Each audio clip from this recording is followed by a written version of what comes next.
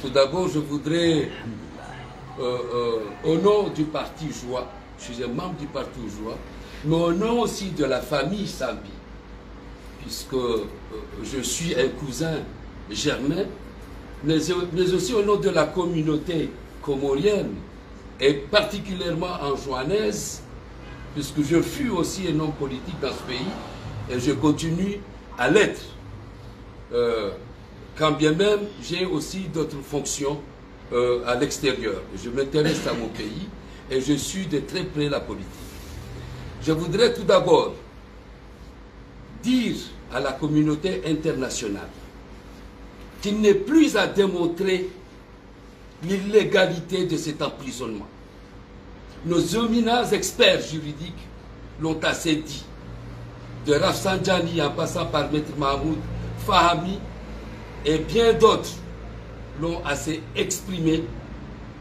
Je citerai aussi Maître Larif, qui se sont exprimés sur le sujet. Ils en sont les experts. Il n'est plus à démontrer sur l'illégalité de cet emprisonnement. Un emprisonnement qui ne prend fondement que sur des raisons politiques.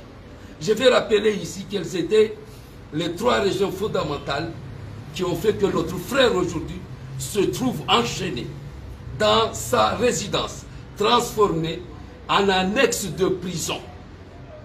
D'abord, nous avons tous compris que l'acte originel qui l'a enfermé est un acte administratif qui n'a rien de légalité, ni dans son fond, ni dans sa forme. Ça, c'est une première chose. Alors, les raisons fondamentales sont 3. La première raison, elle est liée à sa popularité. L'homme est aimé, l'homme est adulé. Et ça a dérangé beaucoup de personnes.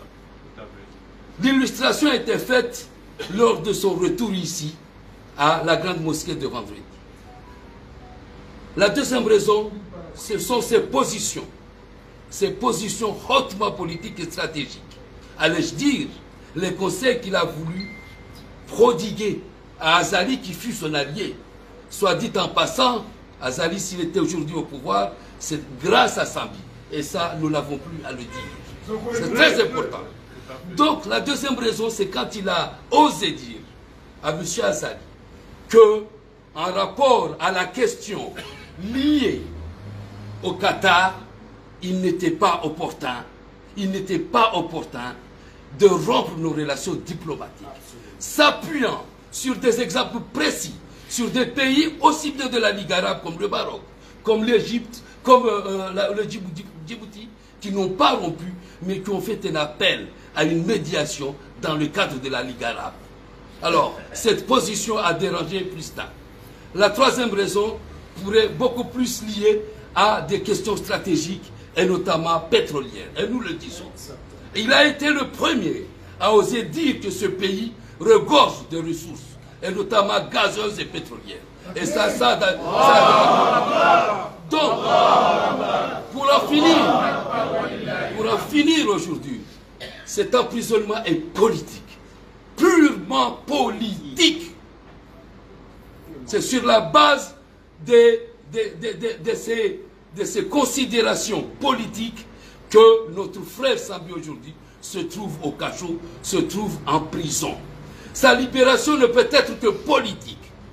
Elle ne peut pas être juridique puisqu'il n'y a aucun fondement juridique.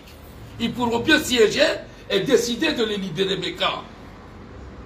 Figurez-vous qu'il y a eu un procès ici, en catastrophe, un procès de 40 personnes en joie, expéditif.